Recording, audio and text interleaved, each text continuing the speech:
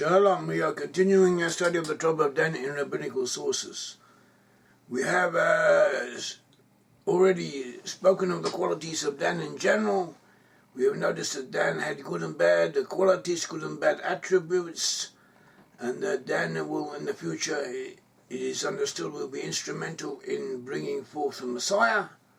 That Samson the judge, the very strong superhuman hero who saved Israel, he was from the tribe of Dan, and in a way he epitomizes, he symbolizes the tribe of Dan, he embodies much that was good in the tribe of Dan. And now we are going on and looking at more sources that elaborate on this and amplify it and add details of interest to it. Next source concerns writings by Rabbi Zvi Reisman. He speaks concerning the blessing to Dan by Jacob. In Genesis 49, verse 16, 17, and 18, it says, Dan shall judge his people as one of the tribes of Israel. Dan shall be a serpent by the way, a viper by the path, that bites the horse's heels, so that its rider shall fall backward. I have waited for your salvation, O God. Dan was numerous in population, so was Judah. Judah and Dan, between them, were the most numerous of the tribes when they came out of Egypt and journeyed through the wilderness. Both were warrior tribes, both warriors, both Judah and Dan. Judah went first in the march through the wilderness, and Dan went at the end.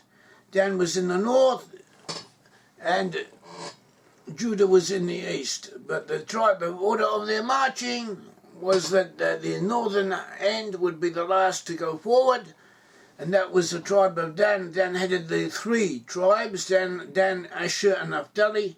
Tribes were divided into four groups of three. So Dan headed the northernmost section, which marched at the end of the Israelites when they went forth in the wilderness.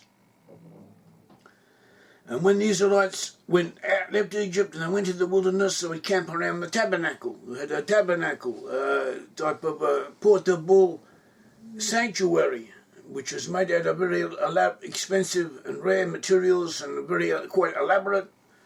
Entailed a lot of work, a lot of very high quality workmanship, the best available, the best possible, and it was it required a very skilled workmanship to build it, and it was built by the direction of Aholiab from the tribe of Dan, and he assisted Bezalel from the tribe of Judah. Both of them worked on building the tabernacle. We find in Exodus chapter 31,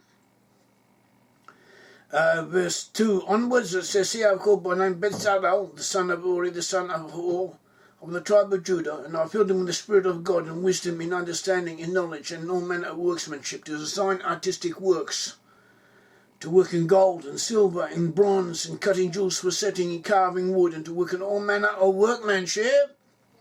And indeed I have appointed with him Aholiab, the son of Ahisamach, of the tribe of Dan. And I have put wisdom in the hearts of all the gifted artisans, that they may make all that I have commanded you, the tabernacle of meeting, the ark of the testimony, and the mercy seat that is on it, and all the furniture of the tabernacle."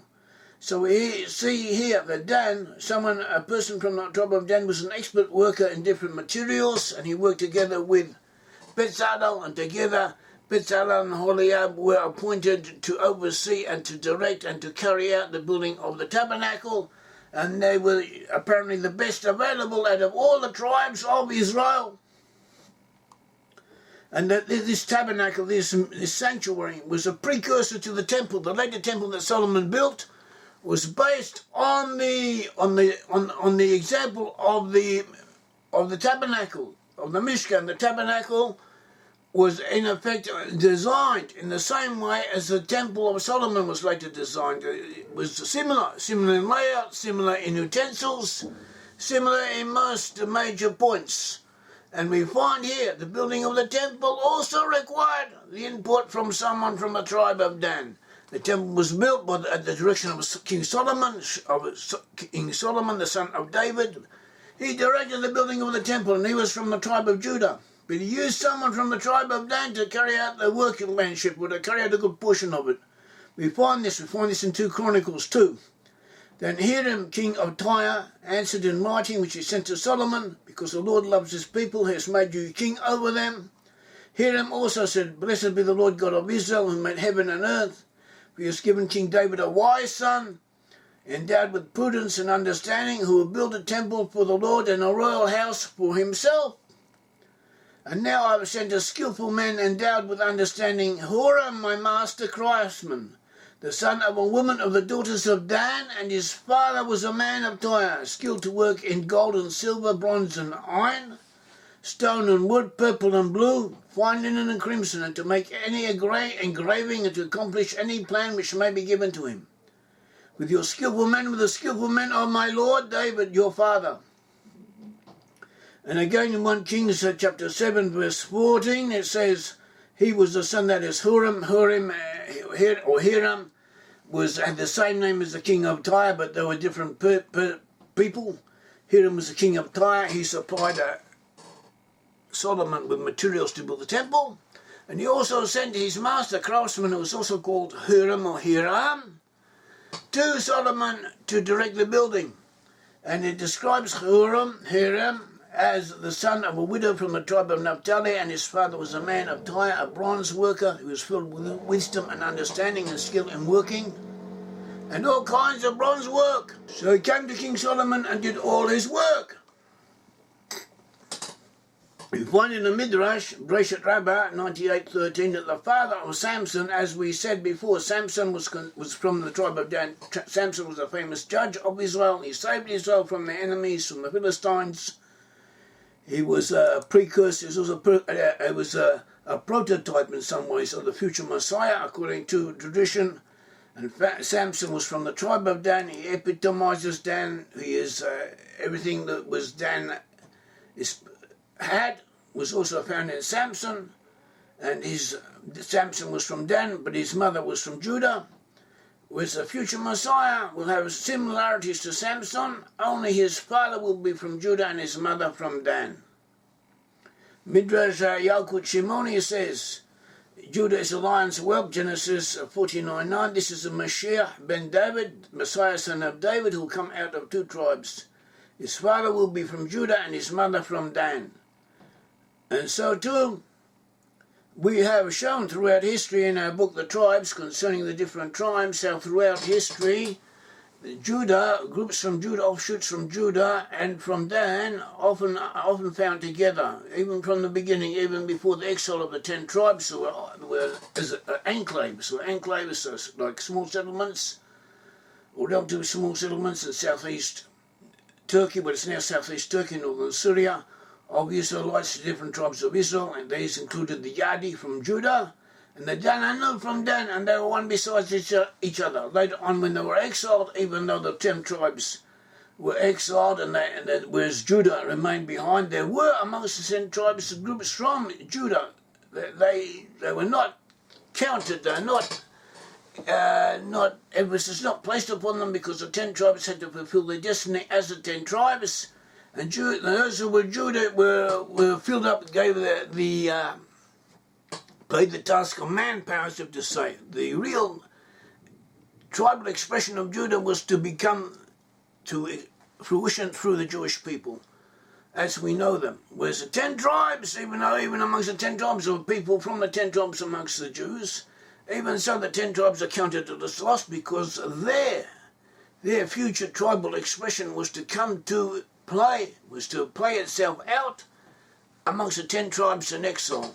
So that is an important point, and this is discussed by Nachmanides Ramban. And at all events, we later find in Denmark, we find Jutland, the Jutes and the Danes. The Jutes came from Judah and the Danes come from Dan. And so here too we find Judah and Dan together.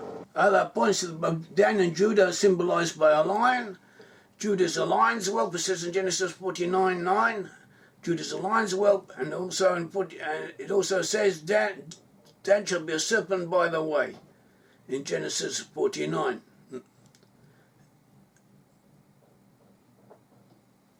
Judah is 9. Judah is a lion's whelp. From the plain my son you have gone up. He bows down, he lies down as a lion who shall rouse him.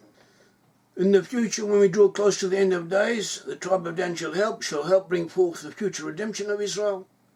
And the name of Dan is hinted at the Song of Moses, which is also speaking about the future redemption of Israel. The Song of Moses says in Deuteronomy 32, "For the Lord would judge his people and have compassion on his servants. When he sees that their power is gone, when there's no one remaining, be bond or free." And he continues in 32, further on, 43, "Rejoice, O Gentiles, with his people, for he will avenge the blood of his servants and render vengeance to his adversaries. He will provide atonement for his land and his people."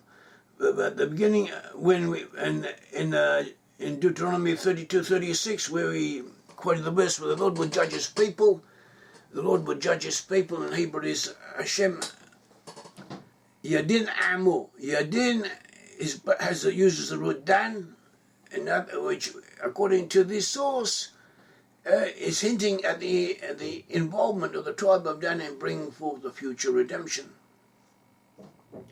We also have a source from Rabbi Sinyo. Rabbi Sinyo tells us that both Dan and Judah have the qualities of a lion. He says, according to his analysis, both Dan and Judah cleave to the goal set before them. Even when their pride is impugned, even when it hurts someone, it is against their interest, when it's against their self-respect to admit the right, they are wrong, they are prepared to do so. They have this quality.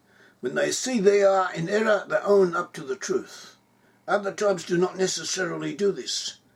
It says that the tribe of Dan had a hidden, barely evident hankering after sexual indulgence, and this led it to incline towards idolatry. In other words, the adulterous tendencies that we sometimes find in the tribe of Dan were not due to its inner instinct not to believe, but rather its wish, its lust after improper sexual desires, lusts, and this led it to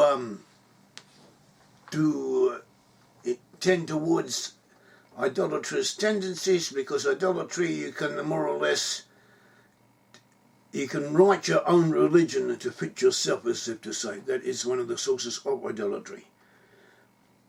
Another source is Rabbi Baruch Tana, and he quotes the verse, he goes on concerning the verse Genesis 49:17, "Dan shall be a serpent by the way, a viper by the path that bites the horse's heels, so that his rider shall fall backward."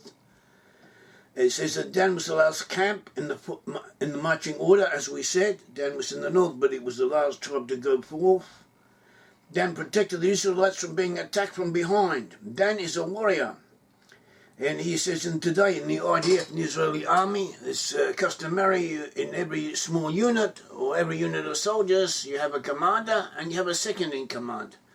And usually when they attack, when they go on a mission to do something, the commander goes forth first of all. The commander leads the way, or he leads the attack. The commander leads the way, he leads the attack.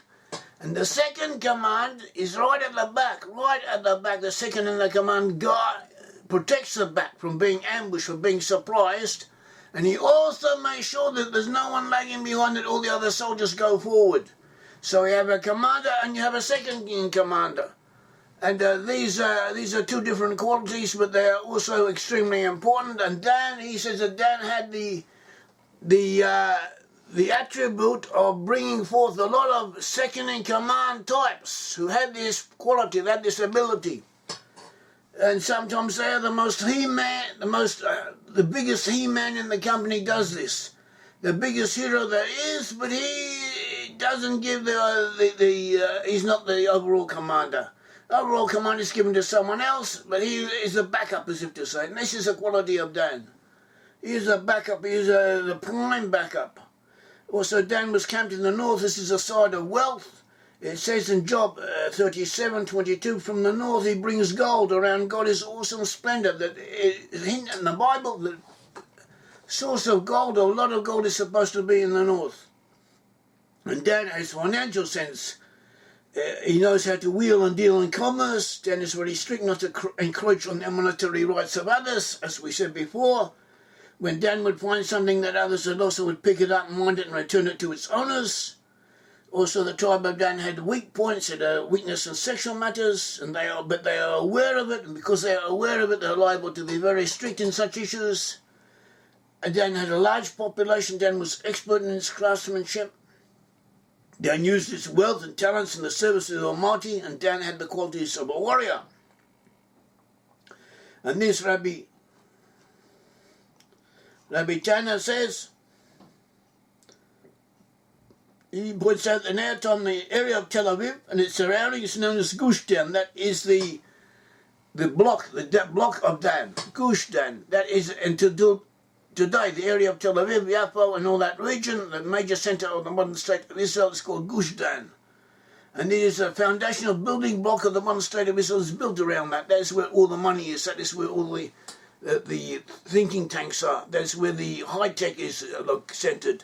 That is where the government sits in effect, in reality. That is where the army does everything and figures out everything. All the research centres are around that area. And this is the centre, the heart of the modern state of Israel. From a geographical point of view, Jaffa was in the territory of Dan in ancient times. Jaffa was the region where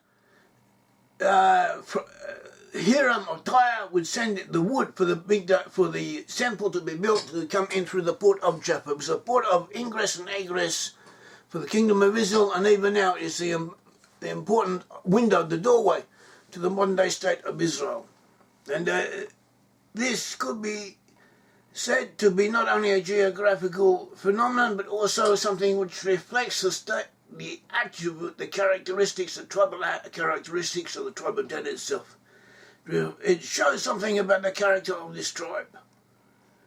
Another source, we have Rabbi Wolfowitz, Rabbi Ben Zadok Halevi Wolfowitz, and he also has his points to make. He says the present-day settlers of the land of Israel in this generation have attributes of Dan. Many are morally corrupt, sexually promiscuous, and some are intermixed with non-Jews. And he says even the most Jews are descended from Dan it may be. He suggests that in our generation, Rabbi Wolfowitz suggests, the settlers of Israel are a reincarnation of the tribe of Dan. So this is something we can't really understand, take it or leave it, but it could be understood in a philosophical point of view as if they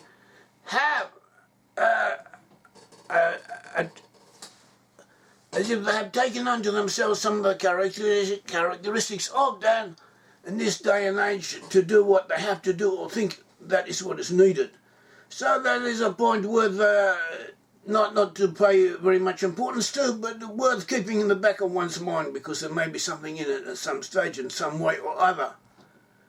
The tribe of Dan were warriors. As he points out, Dan shall be a serpent by the way, Genesis 49, a viper by the path that bites the horse's heel so the rider falls backwards.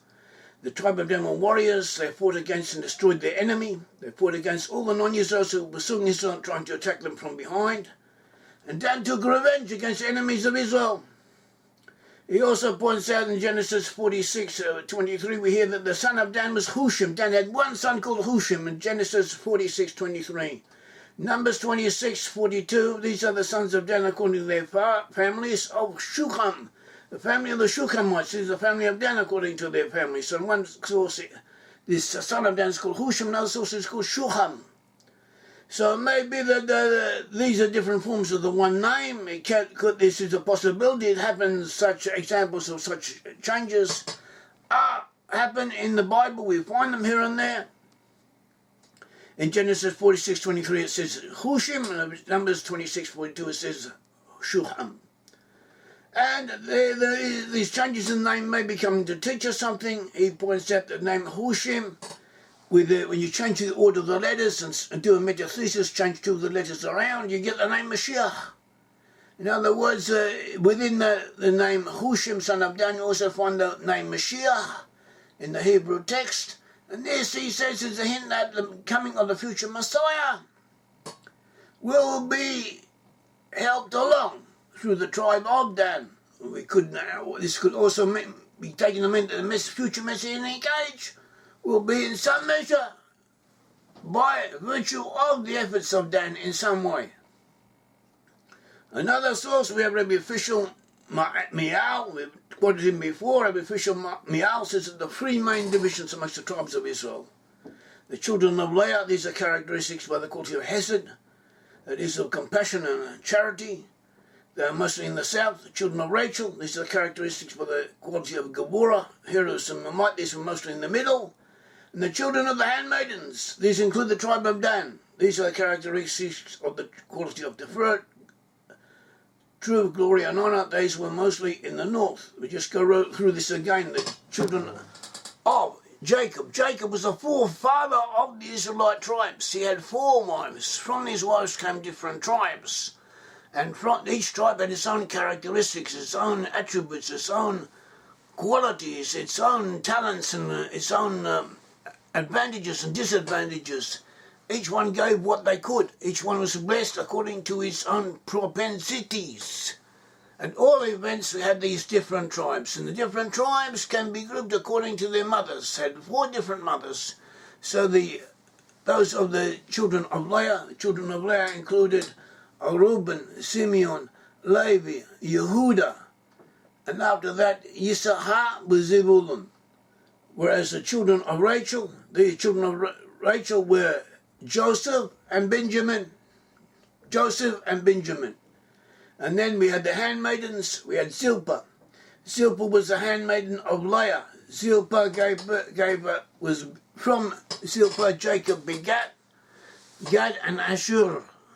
And then we had Bilhah. Bilhah was handmaiden of Rachel, Dan and Naphtali. So Dan was the son of Bilhah. And the handmaidens, that is Dan and Naphtali, have the quality of Tiferet, that is truth, glory and honour. Truth, glory and honour, that is what the Dan holds to be important. They were mostly in the north. And the way of Leah is something of the feminine principle. The quality of Rachel is more masculine. The conquest of the land was mainly through the sons of Rachel, through the masculine qualities. Bilhah was the son of Bilhah, made servant of Rachel, so she would tend towards also to have the masculine side. In some ways, Dan is a polar opposite to Judah, but the 2 tribes feel a closeness to each other, and they may often be found together, as we have noticed. And they tend to complement each other. There was a connection between Dan and Yavan and Greece. Dan is associated with the Feast of Hanukkah, which speaks about the liberation from oppressors, actually Syrian oppressors who were influenced by Greek culture and identified with the Greeks. And they are referred to as Greeks. Dan was in 2 places, both the north and the south. The north inclined to idolatry and the south to adultery. Dan was crafty. Dan was compared to a serpent and a snake as depicted on his tribal standard.